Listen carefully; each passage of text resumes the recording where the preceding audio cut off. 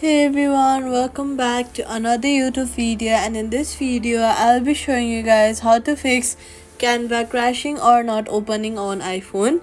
If your app crashes, then it happens after some updates sometimes.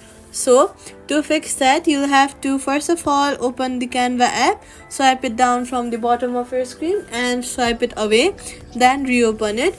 After that, you'll restart your iPhone.